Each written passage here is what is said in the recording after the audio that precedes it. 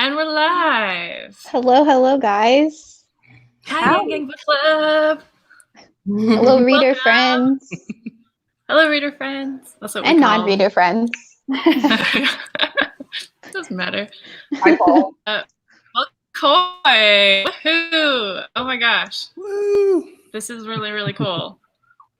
Very excited to have you here. Thank you. We're excited to be here. There's only a handful of us because, the thing about people have to understand about these live streams, you could only have 6 people on. So the next time you could pick like 4 different people. Ronald should be tuning in a minute, but maybe you could pick 4 different people next time. Yeah. Next time. Nice. Sounds great. We will definitely do that. So, hello everybody. You guys know me and Megan. Sorry, I guess my thing just went out. Okay. So let's introduce MCOY. I'm sure you all know these people, but just in case, Ashley, do you want to go first? Yeah. My name is Ashley. I live in Austin, Texas, and I look forward to talking about my book today. Cool. Want to go next, Genie? Hello. You can call me Genie Shinobi. I'm here live from Virginia. I'm very excited to share some things about this book and also talk about maybe a few other things as well. It's going to be a really excited show, and I'm really glad to be here with Katara. How do you say your name? It's Terry with a K at the front. Kateri. Terry. Thank you. If I don't get it right now, I will never get it right. And Megan. You're fine. Yes. You're funny, Megan. I love your tweets. Thank you. Oh, Aarika? Oh, I'm Aarika's. I'm so excited. Megan and Kateri are really good friends of mine, and Ashley and Genie I'm so glad we developed a new friendship with them. And we kind of are Black Andrew Yang supporters. And during this time, we really appreciate Kateri and Megan using their platform to highlight some books that speak to social justice and inequality, because we are all learners. We're all, should be in a position to be wanting to grow and to be the best we can be. So we're so excited to be here. This is exciting. Yes. Yeah. And also, could you guys just really quickly speak to like MCOY as a group, as an organization, like your goals with that, and talk about how amazing your live streams are, or I'll talk about how amazing your live streams are. But you go first. That could be its own live stream. Ashley, do you want to go for it? Do you want to talk about what MCOY represents and what the goal is? Yeah. So MCOY stands for Melanated Council of Yang, and it's a group full of Black Andrew Yang supporters. We were all supporters during his candidacy and run for president. And we all have, we're all pretty diverse in what like our ideologies are, but for the main, I guess we came together because we thought Andrew Yang's policies were like the best and most progressive policies there were. But yeah, all of us have pretty different or a diverse set of ideologies. And I think to piggyback off what Ashley's saying is that, during the campaign, we were in our communities and speaking to people of color about Andrew Yang's policies and how they would kind of benefit their lives along with other people. And I think, as we've developed a relationship with one another, we kind of, and maybe they disagree, but I think for me, I've learned that, even though we have difference of opinions, we do agree that there's a discrimination between the have and the have-nots. And even if you're below or at the poverty line, universal basic income is an essential thing. And we all agree that we need to put an end to poverty. That this country will be better if we're all treated the same. And I think that's what Andrew's platform is, whole humanity first. And I think that's what kind of brought us together. And even though on some policies we may differ, or how to go about it we may differ, we do all agree that equality is a right, and that we should all be treated the same, and that everyone deserves to live in dignity.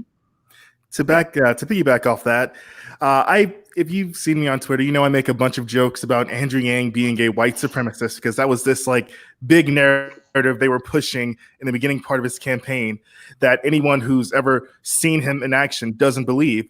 But I feel like the best way to counteract this is to be more louder as Black Yang supporters, to show that he does get love from us, to show that he is loved by us and his policies are driving our society in the right way, and that Yang is not a white supremacist. I'm sure you guys know that though. Yeah. Yeah. Great. Should we quickly check in with the chat? Hey, Paul. Paul is here. Hi, Paul. Hi, Trevor. Trevor. Hi, Trevor. Trevor. He's awesome. Manny. On my Twitter today. Trevor's an amazing human being. He is. Yes. He's on the team too. For any of you who He don't is. know. Yeah, he's on the book club officially team. He's on the book club. He actually, I guess we should really quickly say he started the Instagram page. So if you're not following us on Instagram, we are at Yang Gang Book Club on Instagram. Thank you, Trevor.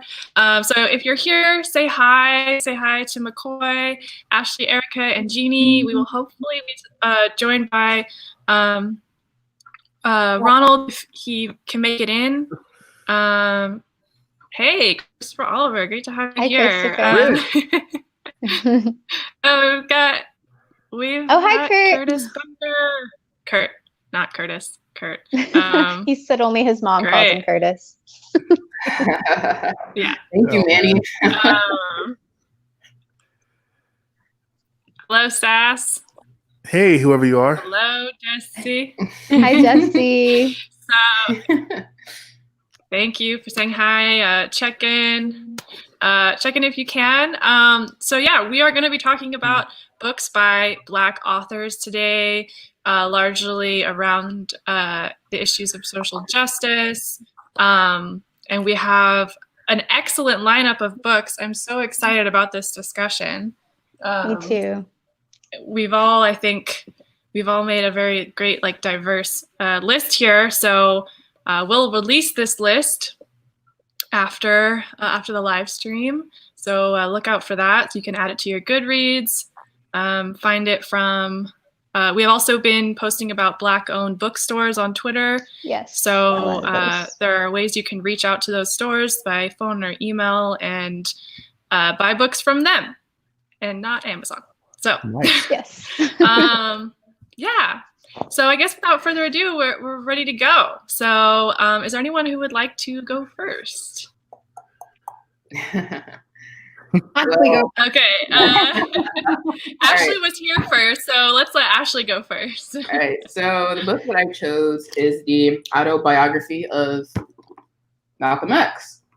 Woo! I think I always heard about him growing up, and I heard that he was like pretty much the opposite of MLK. But the thing is, like, they both had the same ideologies, kind of. Well, not the ideologies, but the same goal in mind, which was to progress the Black race.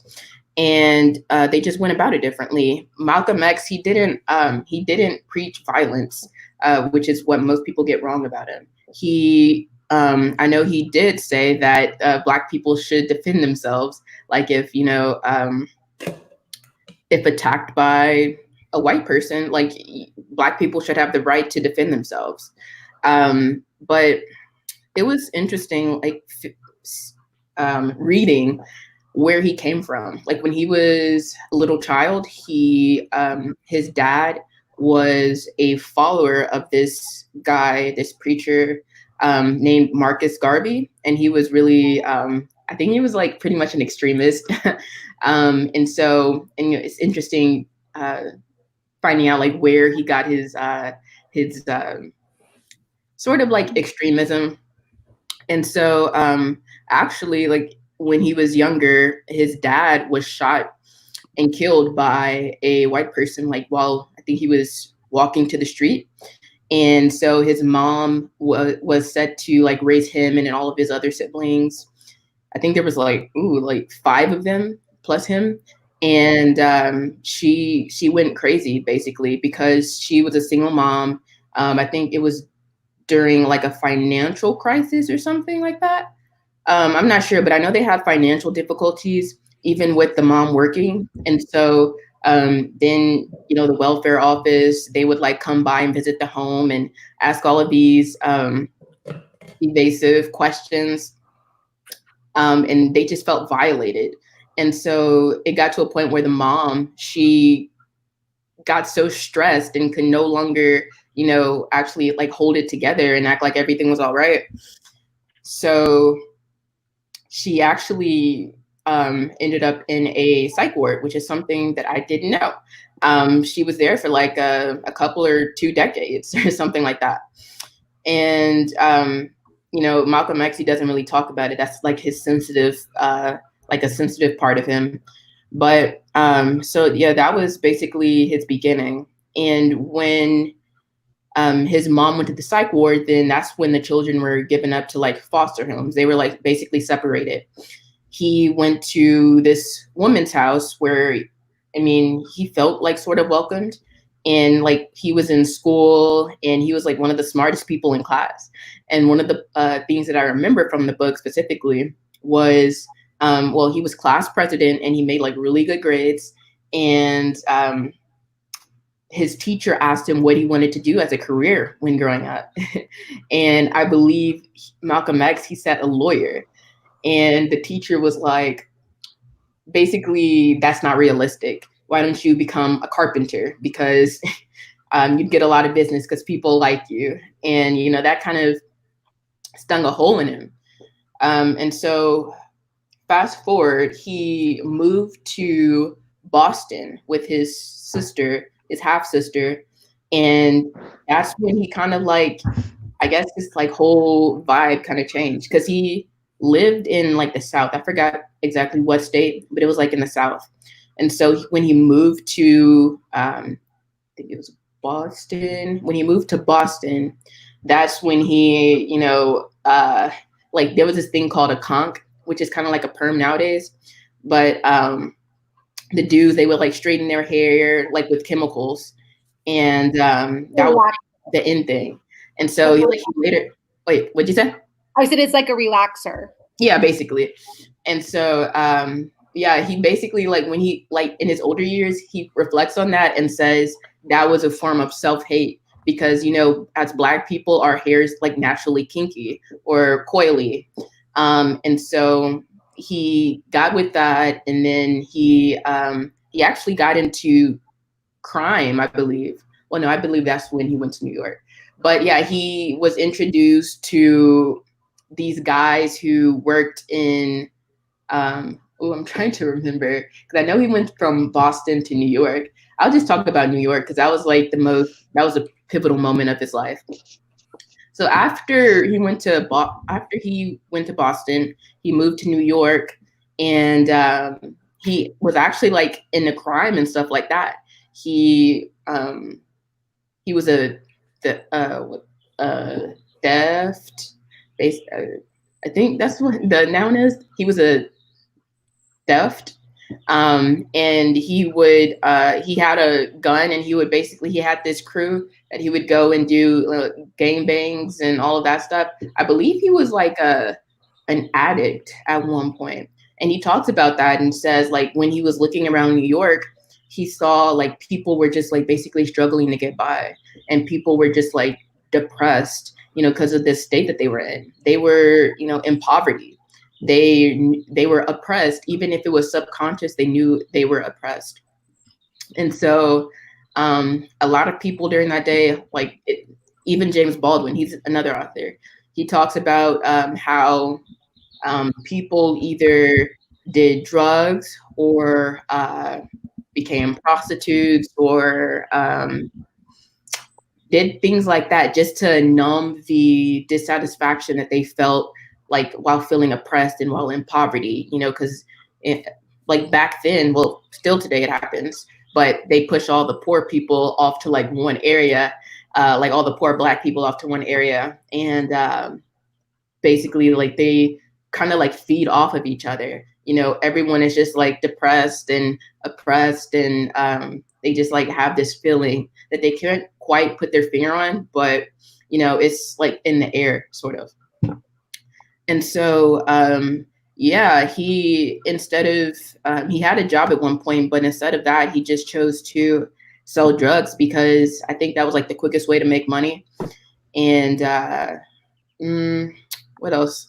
And then, yes, so fast forward to that, then he went to jail.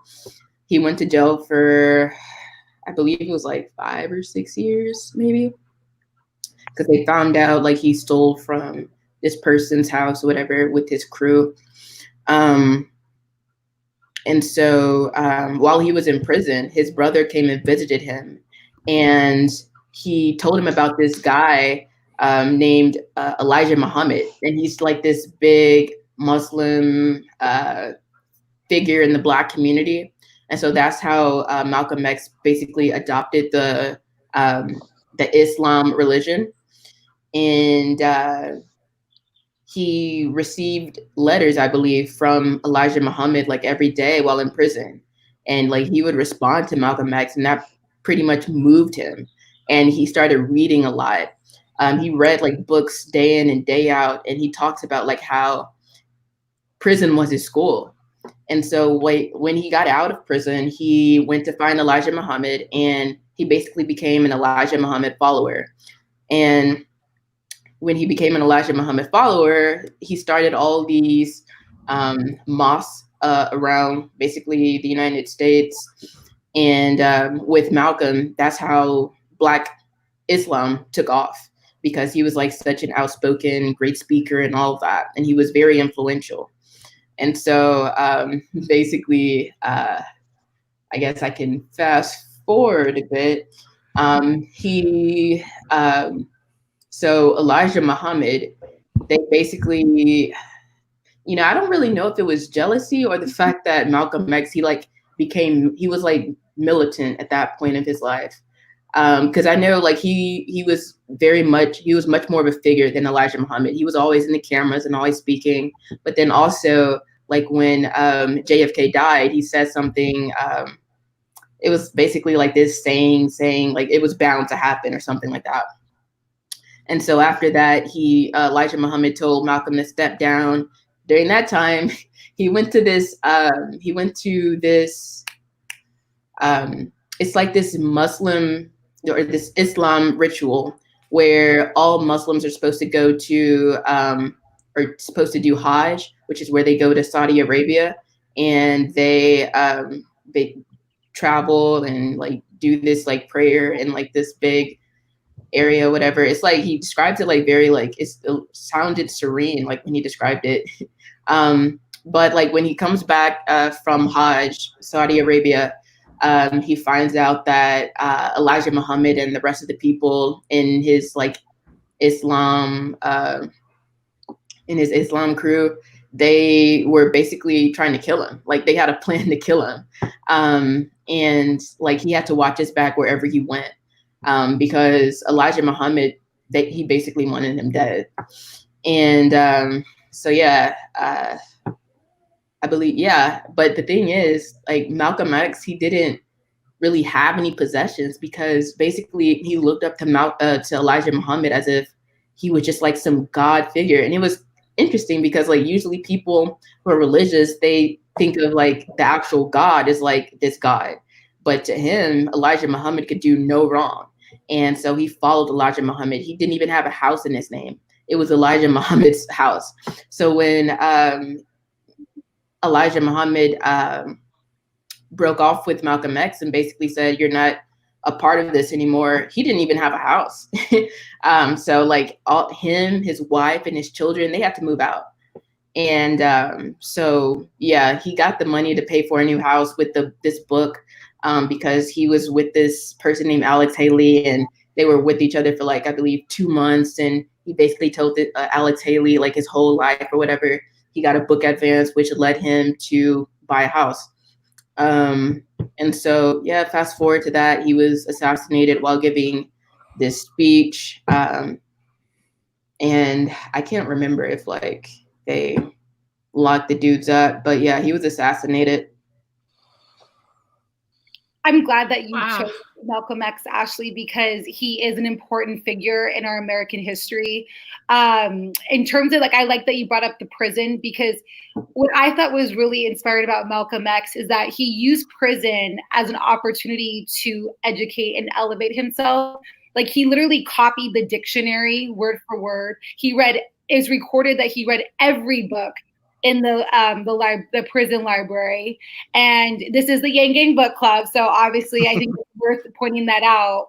But I think it's a powerful thing that Ashley chose that book. And hearing her talk about him is you have to have people like Malcolm X in this society, because they're the ones that help whip up the change that we need in a way that wakes people up, right? So there's a girl named Mariah that's in the Yang Gang and MCOY, right, in this group of ours.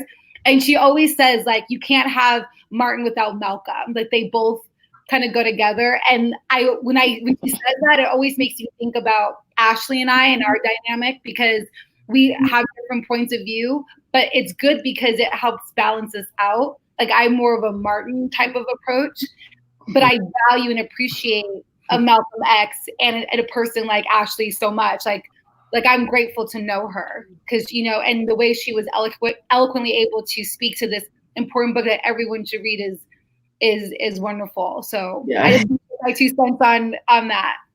Yeah. And the way he got his name is the way he put the X in his name was significant, because when you were brought over from Africa and you lost your name, and your name is an important part of your identity, and so him changing his name to Malcolm X is a huge statement. And Sojourner Truth, same thing. So you'll if you look through our history, you'll see people value their names, and so I just wanted to plug that in. Yeah, and just to piggyback really quick. So basically, Black people, we all have last names from our ancestors, slave masters.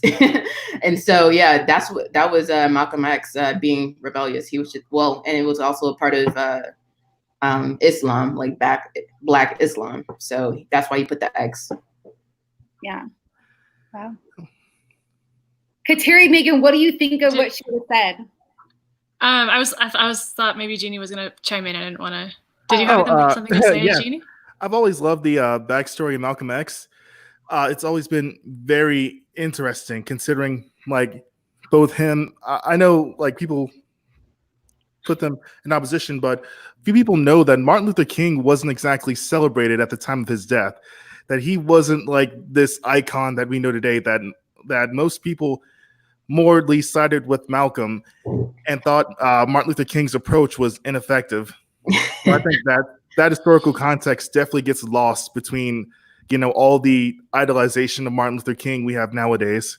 So I think it's very important to learn about Malcolm X, because he was the Bernie of his generation. Oh, okay, that's a bad comparison, but he was the person that the youth more rocked with. That no, I get it. Yeah, I get what you're saying. I get it. Yeah. I think it's interesting. Go ahead, Megan, because I have a question. I was just going to say it's interesting because we were talking about before the live stream about how there's so much about history that they just don't teach you, or they teach you completely wrong. And I was saying I shouldn't be surprised, but I always am, because history is so important, because that's what you learn from, right? You don't want to repeat history. I mean, we keep doing it, but but the reason we keep doing it is because we're not taught the right history, right? And so all of this stuff, Ashley, that you're talking about with Malcolm X, I didn't know any of that. Mm-hmm. I barely learned about him, barely. I think I can picture, on the history book page, his name bolded, maybe half a paragraph, and that was it. Yeah. So it's just it's so interesting for me to hear that. And now I'm I need to reteach myself everything, right? I mean, we all do, really, because so much of history is so whitewashed. It's told from a white person's, and a lot of it is told from a white religious person, their perspective, right? So yeah, it was really interesting, hearing you say that. I was just so engrossed, like what the heck, So it was like, Yeah. I'm really glad you picked that one. I really am. I'm going to read it now because I need to learn. Yeah. Well, there's a part in it. I don't know if like it's not for the faint hearted, like in between, like he became less militant when like right before he died. There are parts in the book where he views all white people the same and he calls them white devils because like from his point of view, like he had never seen a white person who had like his best interest in mind. Like everybody was basically right. Like, in his mind, evil. A smart person should be able to read that book and get it. Like, so it's like more people need to read and not just, because like I've been told things by people in my life about Martin Luther King versus Malcolm X. And I think we all know what those things probably were. And so it's like, well, they were probably told the same thing by somebody else who didn't educate themselves. And so I really like this comment that a lot of white people I feel on social media, especially on Instagram, saying like, I don't know what to do. I don't know what to say. And like, well, you could start with learning your actual history. I feel that's my opinion. Yeah. Which is, I'm there too. It's me too. Malcolm X's biography is a must read. And I also want to encourage people to listen to his interviews as well. He was an eloquent speaker and, he speaks with conviction. And I actually want to say he was voted as one of the top 100 most influential speakers ever to live. And so it's I think it's also important to listen to his interviews. There's one that he has on comparing like with dogs, like he references dogs and it's super, super powerful. You can find it on YouTube. I'm happy to send you guys the link you could put in the description. But I also say read her book recommendation as well as watch some of his interviews. He's a very, very, very powerful speaker. Yeah. Can I go into my book because we're running out of time? Yeah. Let's go ahead. So I chose the book Just Mercy by Bryan Stevenson. And there's a couple reasons why I chose this book. I think right now in our country, we are really starting to understand that mass incarceration, the war on drugs, the for-profit prisons is becoming a problem. It's a problem that we must address and we must solve because it's actually viewed within the Black community like a form of slavery, right? So basically this book is about it's like the trial of Walter McMillan, who was accused of murdering Rhonda Myers in 1986. And Bryan Stevenson just got out of law school and he took on this case. And there was no evidence to even show that, and he went by Johnny D, that Johnny D committed this crime. And he just was so intentional about getting to the bottom of it. And there was like even a tape that that he came across where the guy that basically the witness that said that he did it says like, I don't even know. I feel uncomfortable putting an innocent man away. And it just kind of shows like, the corruption within our criminal justice system.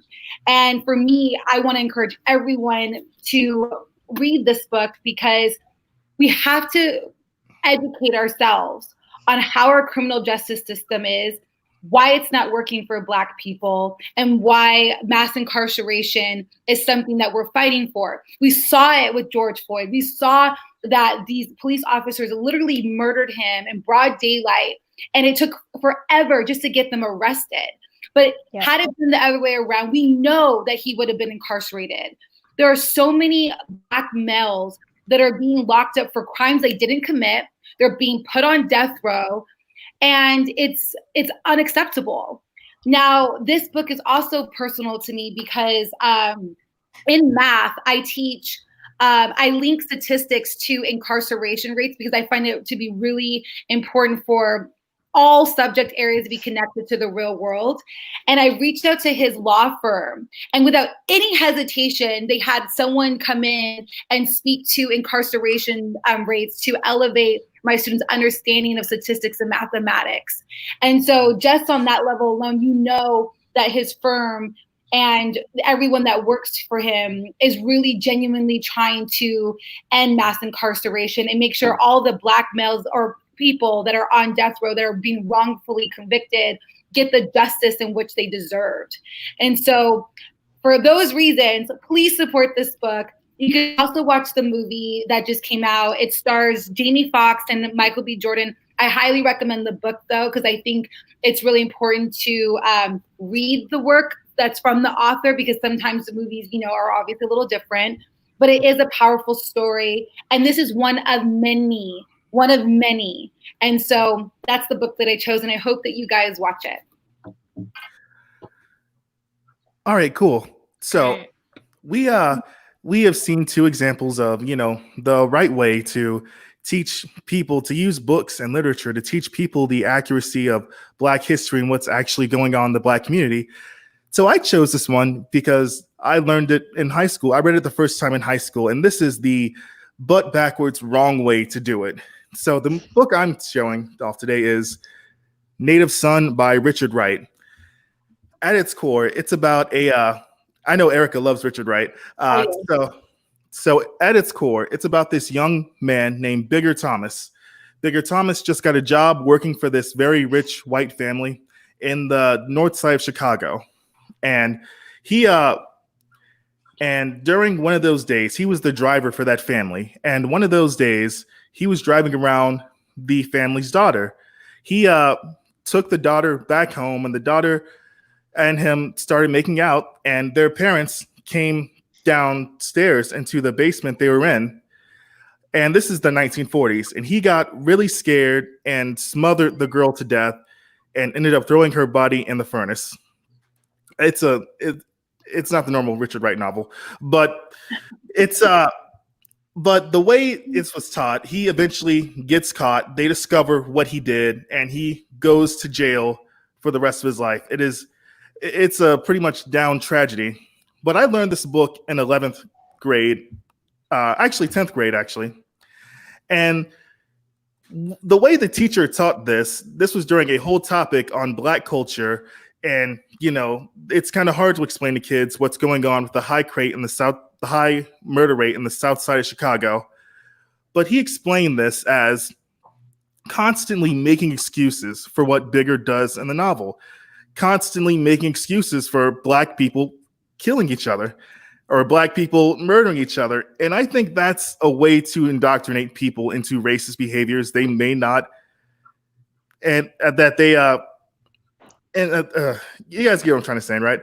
I feel like it was the worst way you could have taught a Black novel to students. I did not like the fact that he made it seem as though because Black people are scared and because we live in this society that views us as small, that we're always going to jump directly to the most violent thing. Right. It was horrific to sit by and watch this teacher teach this story in a way to make it seem like the moment I get scared, your life is in danger. I feel like it was the worst way he could have ever gone about teaching this book or teaching any Black book in schools to sympathize with Black Americans.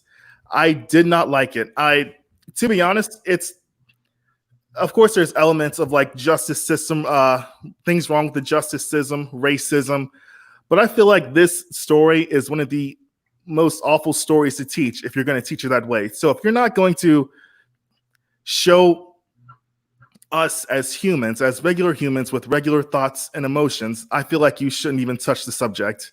I wish we had more teachers like Aarika who teach it her way. Thank you. That's all I have to say about that.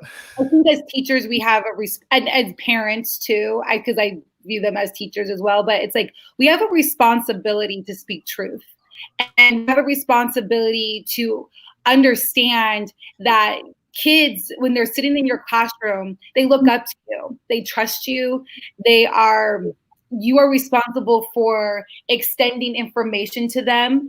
And it's really important that it's based on fact and legitimacy. And so anytime any educator or parent takes something out of context to shape the way someone thinks, that's manipulation, and it's not right. You know, I was talking to Reverend Wendy just this morning about, you know, kids come into this life so pure, and it's so disheartening to see how damaged they are just by the age of like 10 to 13.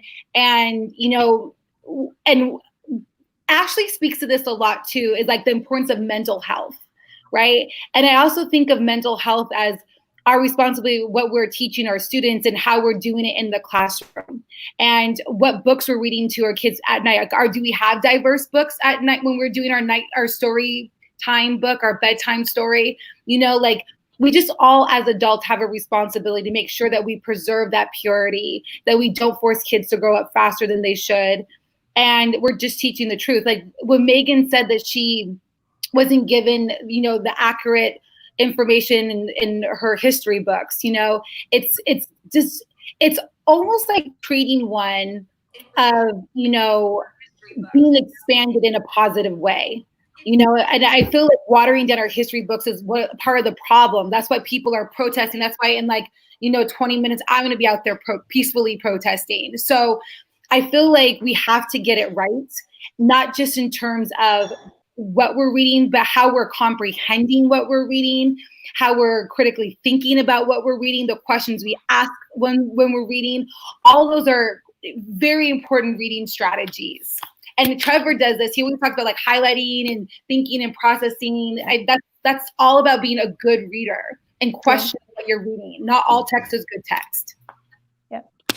Yeah.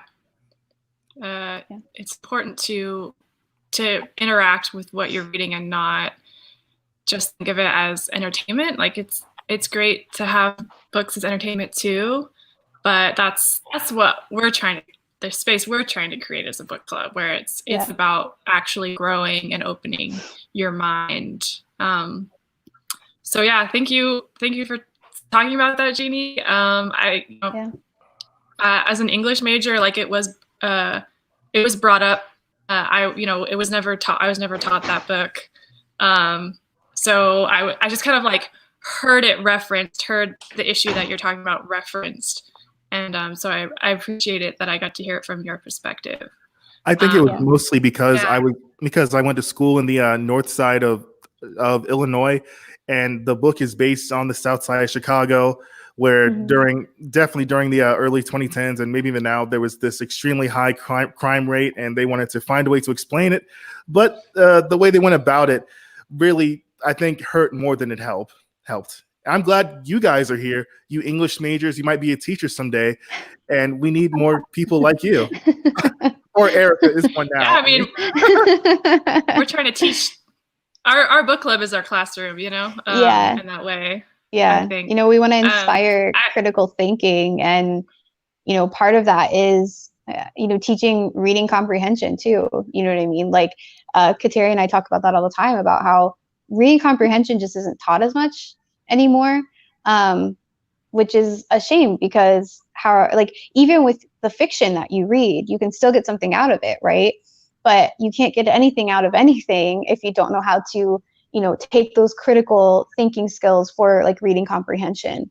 So yeah, it's Genie, I'm just like, while you were telling us that, I was just like so pissed off in my head that a teacher would like explain something to you in a weaponize that, right? Like for me, books have always been my happy place. That has been my safe space. Like, you know, no matter what's going on in my life, I could go to books. And the fact that a teacher who is supposed to help you and is supposed to inspire you took that book and weaponized it against you to the point where you are still, I hear the upset, you're upset still as you're talking about it. I hear that in your voice. And to me, it pisses me off that even to this day, it upsets you, it hurts you. And I'm just so sorry that happened to you. And I don't want that to happen to people. I just like, it pisses me off. I don't know what else to say about it. It just pisses me off because like books shouldn't be used that way. Oh, thank you, Megan. I'm glad that, you know, the teachers of this generation, and hopefully more teachers, are educating themselves, especially during this movement, to, you know, look farther into how their Black students see them, or how they're teaching the story of Black people in America. And I'm thankful for you two for bringing us on and helping us, you know, spread the message. Yeah. Ashley, Absolutely. Anytime. Educators too. Yeah. Say it again. I actually wanted to pick back off of what Genie said. About his book. There was actually this movie. I watched this movie 13th. It's on Netflix, and they mentioned this 1915 movie called Birth of a Nation, and it fits into this like Black stereotype. So like the main point that they talk about is like how there was this white man, blackface, so it represented like, you know, a Black guy. And so the white, like he's about to rape the white woman, and the white woman would rather jump off a cliff. So she jumped off the cliff rather than get raped by a Black man. I've seen that. That's like, did you know that was like actually the first movie ever shown at the White House? Yes. I didn't know that. Into the Black stereotype. Yeah, it's propaganda. I feel like so much of schooling, definitely, especially in public school, is propaganda raised to have their students think a certain way, and I hate it. Mm-hmm. Yeah. I have a quick story to from the English major perspective. So I went to UC Santa Barbara, which is kind of known as like a party school in the UC system here in California, not known for their English department. You know, people were kind of like, why didn't you go to UCLA? It's like got more prestige, and you know, I just wanted to stay here.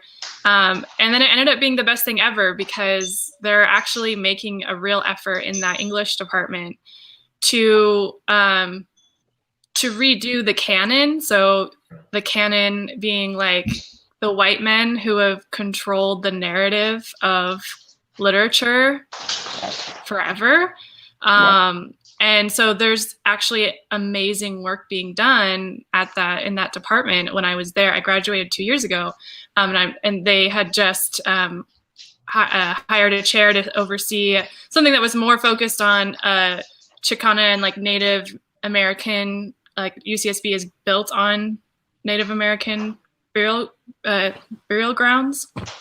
So I learned a lot, actually. The teachers that I had would talk about the canon, and then they would talk about the forgotten, a lot of them Black authors. We're talking like a couple hundred years ago. And I actually, on my second year, I went to study abroad in France and went to London on a trip and stayed in this really great Airbnb that was like this mansion on a famous park there. And the lovely couple who owned the house lived there. And they were lovely, but it was really interesting. We had dinner when we first got there with them, and it was like an older, like white rich couple.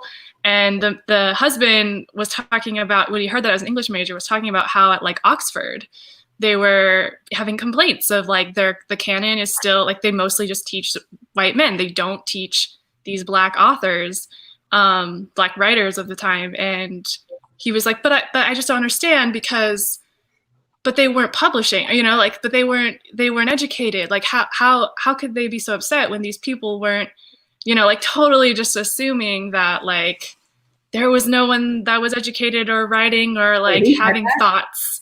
Who said that? Yeah. Wait, who did? It was the owners of the house. So there's a couple that own the house. It's a big house, and their kids have all moved away. So they Airbnb out all the rooms, and they were very welcoming and open. My boyfriend is Mexican American. You know, like they were nice. They were perfectly nice. But he like said that, and I like did my best, but he kind of just talked over me because like I'm a young woman. To like explain it. So it's like, it was just creepy to see how, you know, like going back to like this country that was the country that dominated this country, and just seeing it like in the present moment, like that, the continuation of that legacy was, so it's just, if you don't think it's a problem, it's a problem. It's still a problem. Yeah. You know, two quick things. I know we're going to be wrapping up here in a second, but two things that I think are worth mentioning because we brought up education.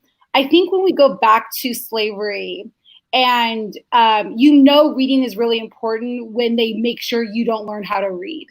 You know, so like during slavery, it was like do not teach them. And they, depending on the plantation and the owner or whatnot, like, you know, slaves were given the opportunity to read on the low. It was like a secret thing. But you know the power of reading when they don't want you to learn how to read and to educate yourself. And that's one of the reasons why I became a teacher, because I will never forget when I went into a 5th grade classroom and the students were reading at a 2nd, 3rd grade reading level in 5th grade. I was like, what an injustice, you know? And I'm going to be honest, I'm going to open up something, you know, private, but I was not a strong reader until I was in middle school. And it took a teacher, my dad hired a tutor for me. And, you know, I'm not going to say her name, but I hired a tutor for me. And she really worked with me on my reading skills. And when I was thinking about it, before we came on this channel, this live stream, I was thinking like, I never had a teacher up until my 3rd grade teacher sit and read with me and like do that one-on-one. And it wasn't until I had a tutor where I really got all that, because my parents, I was a working family. So, you know, my parents read with me. My dad always did vocabulary and spelling, but I didn't really have someone teach me how to read, to understand. You know, being fluent is one thing, but comprehending is a totally different thing. And then you brought up, and my last point is I wanted to bring up the slavery thing, what you just said. And then I had, when I was getting my teaching credential, the teacher that I had that was focusing on children's books, I will never forget this. She gave us like a packet of suggested books. And I loved how she categorized it. She categorized it by, you know, race. She had, you know, different like sexual orientation, how to teach, you know, civil rights, how to teach, you know, classism, all these different like by categories. And she gave like for each category, like 50 to, you know, 75 children books or like chapter books, mystery, fiction, non-fiction, biographies. And it was just like such a helpful thing. And I think all teachers, every school should provide a reading list for teachers to have to incorporate into their curriculum. I think it'll make it richer and deeper and more to pull from, because we don't know all those resources that are out there. And maybe we should have Betsy DeVos watch your guys' channel, because she clearly doesn't understand by getting rid of reading programs. Yeah. I have. No, you can go ahead. No, go ahead. I don't know. Like, I feel like once I got out of school, I started reading a lot more. I think, I don't think teachers should really like pick the book that students read. I think, you know, maybe give them a list or something like that of, you know, books they should read, books they should read, because I mean, when I was in school, and I can speak for other kids too, like we didn't really oftentimes read the books. We just went to Spark Notes and then, you know, did the test from that. And, you know, I don't know why teachers thought like we actually read the books that they recommended. I just don't know why teachers, I don't know, it just kind of feels, I don't want to say arrogant, but I don't know what other word to call it, to where like teachers feel like, no, this is the book that you should read because this is knowledge you need to have. It's like, even if it's like a fictional story, like you can gain something from it, whether it's vocabulary or whether it's like some ethic thing that you learn or whatever. Like, I don't know, do not steal. That's just random. But but yeah, I think we need to trust students like in classrooms. Like we're always telling them what to do. Like, you know, children learn at their own pace. And teachers, like we always talk about how lessons need to be basically pertain to like the individual child, but no teacher really like listens to that. It's like, you know, stop telling children like what pace they should be at. Stop telling children what books to read. Like, you know, I feel like once I got out of school, like it was just like this wide range of books that was open to me. And it was just like, so it just made me kind of like, there's not enough time in the world to read books. I really hate the absolute like love affair that high school, particularly high school and middle school teachers have with ancient texts, the Shakespeare's, the Homer's, Odysseys. Like, I really think they should really focus more on American history, since it's not really being taught. You know, things from recent history, more current books. I think that would have people way more in love with reading than having these like ancient books no one can even understand half the words of. It's that's just my opinion. Interesting, because my kids just got done reading Hamlet. It's certain Shakespeare. It's like certain Shakespeare. Some of his stuff. I took a Shakespeare class and I didn't use SparkNotes. Actually, I used Schmoop. It was called Schmoop. Yes, that's another one. Yes, because that one was more fun. But it's definitely, I think, an issue that I think teaching. I agree with you guys. I think to some degree, and I kind of disagree on other. Like, I think it's important that kids get the opportunity to read things that they want, and so when you create like opportunities in your classroom for that to happen, that's obviously that serves them. But I also think you don't know what you don't know, right? So we have to expose different things. Like some of my favorite books, like we're recommending books right now, right? So we're saying, hey, you guys read this book. Well, I didn't even know, let's say hypothetically, I didn't even know about Genie's book until he told me about it, right? So I think we have to like obviously present books to kids so they can know about things and be exposed to different things. But that's why we have to have diverse libraries, like classroom libraries, like has a range of books. Teach them how to read the back of the book, so a summary, or maybe I always say read the first chapter and then go from there if it's like independent reading. But I think that's why it's important to have diversity in your books, in your libraries, and at home. That's really important. But also, Genie, I don't know, like I feel like Shakespeare has been is a funny thing because it builds vocabulary. It teaches how to use the dictionary and translation. Like if I was to go to, let's say, France, because Terry brought up France, right? And I'm talking to someone talking to me in French, like that there's root words that come from text that, we explore. So I can maybe pick up on things just based on root words.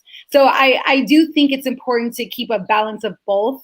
And I think learning about different time periods is a wonderful thing. Like, I don't know, Shakespeare is obviously an acquired taste, but I don't know if I can delete it from my curriculum, but I get what you're saying, but I don't know. I do. Hey, don't take my word for it. I'm not an English teacher. Well, Aarika, also, you do it in interesting ways. You make it interesting. I said you make it interesting for them, though, and I think that's a really important part of it. I think the worst teacher is a lecture style teacher. I think that is the worst thing you can do in a classroom, especially currently. Like the attention span of a kid is like you get like this much time. Like they always say your introduction should be the age of your student. So if I have 5-year-olds, I better be like 5 minutes to get them to understand the objective of the lesson and let them go. Not that this is about teaching, but one more thing about reading, I know we have to go. Is that we have to, as adults, we have to model reading for our kids more. I think if kids saw us off our phones more and reading more, I think that's a powerful statement. There was a picture on Instagram. It was a mom on the subway, and she was literally like reading the book, and her kid next to her was reading the book. And I thought that was a powerful message. So that's another thing that we can do. So maybe Ashley's book, The Biography of Malcolm X, the parents can do a household book club. The adults can read the adult version, and then the parents can get the children's version. Like who is Malcolm X? There's like those little children's books, and then they can read the children's version, so it's differentiated, and then they can have meaningful conversations about Malcolm X as a person. Just throwing out an idea. Yeah. I love it. Yeah. I have to look it up. I think it's called Who is Malcolm X? It's like that whole Who is series, that children's series. Mm-hmm. I think there's a lot of books on him for children. I really wish I had an Aarika growing up as a teacher. I think we all do. Ashley, would you ever want me to be your teacher? I have to ask her, would you ever want me to be your teacher? You told me that I wouldn't want you to be my teacher, so I'm not sure if I can answer that question now. I wish I would have had Ashley as a student. We range in age, but she's the kind of student you need to have in the classroom because she pushes you to be better. She's the one that helps get the conversations going in class and will challenge people and help you grow as a person. I said, I don't think you'd want to be in my classroom because I'm hardcore, but I would love to have you as a student. I would have loved to have you as a student, but you're a grown woman now. But I'm trying to find that book for now that I'm thinking about this Malcolm X thing. Like that would be a cool thing for parents to do. Yeah. Yeah. And a quick plug with we don't have it Shakespeare. for. Hello? A quick plug with Shakespeare. If you get the chance to see like a small troupe, I think there are actually Black Shakespeare troupes. Shakespeare is great because you can reinvent it. It doesn't tell you. That is a good thing about it. Yeah. That's true. Yeah. I've seen some really amazing like small troupes do Shakespeare and see it live. If you get a chance to do that, give it a shot. So many movies out nowadays are just copies of Hamlet. Yeah.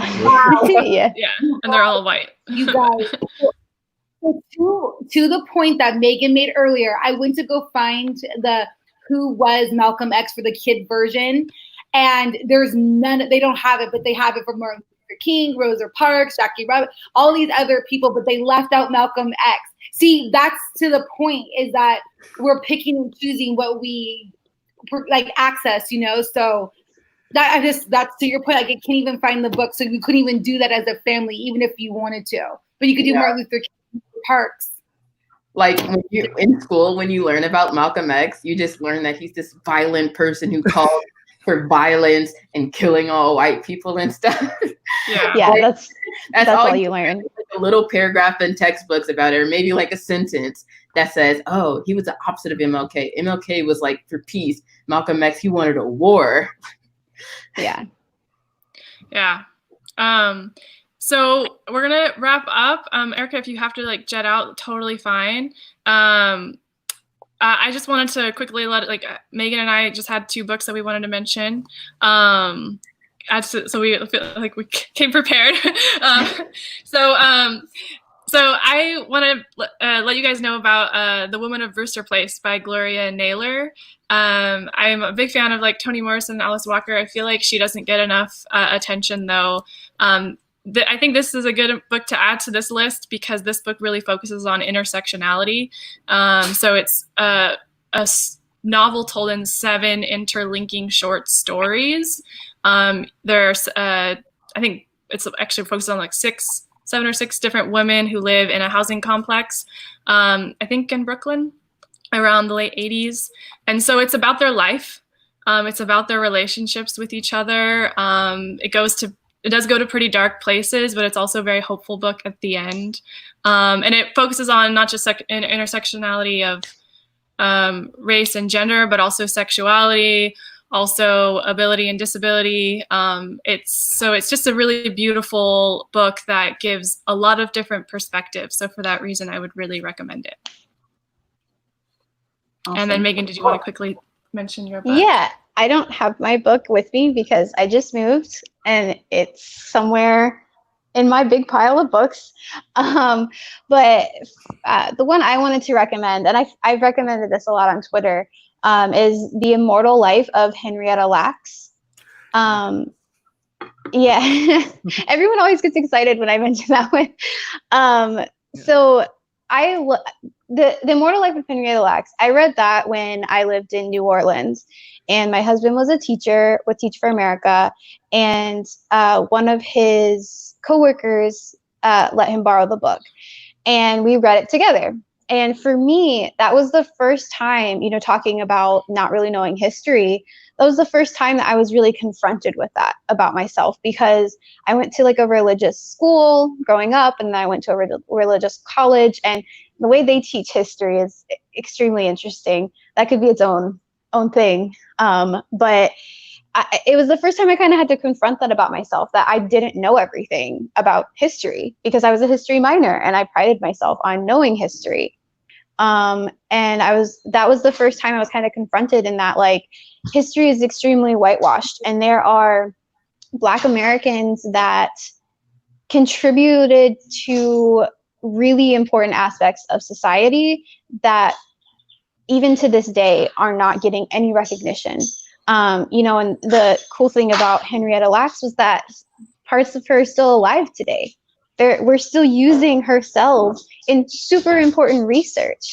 And that was taken from her against her will. She didn't even know it was happening. And that was happening all the time. You know, and so for me, that was a book that I really recommend to people that you read, because it was extremely, extremely eye-opening. So yeah, that was my contribution. Yeah. As a black tech guy, I really think the black people's additions to science and technology are definitely ridiculously overlooked in schools, to the point where you don't even hear us anywhere mentioned in the history of science and tech, even though we've invented so many of the main things. That's all I need to say. I know people need to go. Yeah. You're fine. Okay, bye, Aarika. She had to go. But yeah, thank you for that. So yeah, I mean, thank you so much. Like this, what a great start. Yeah, clearly we could do this again, and there's so many more books we could talk about. So anytime, of course, you guys want to come on and continue this conversation, or you know someone who would like to, you're absolutely welcome. I hope you will. Yeah. Thank you. And thank you to audience for all your questions and they're greatly appreciated. Yes. Yeah. Thank you guys for coming. Yeah, thank you so much. If you guys need to go, all good. I'm just gonna really quickly do a little housekeeping. But maybe just so you guys know, in case you didn't know, this is the official book of the month. We're actually, for the book club in June, we're actually working with Scott Santons this month, if you guys did not know that. So we're reading this book per his request, Tyranny of Kindness by Theresa Funiciello, Dismantling the Welfare System to End Poverty in America. And so while this book is not specifically about race, it's not written by a Black woman, she is talking about welfare and welfare recipients and goes into the data.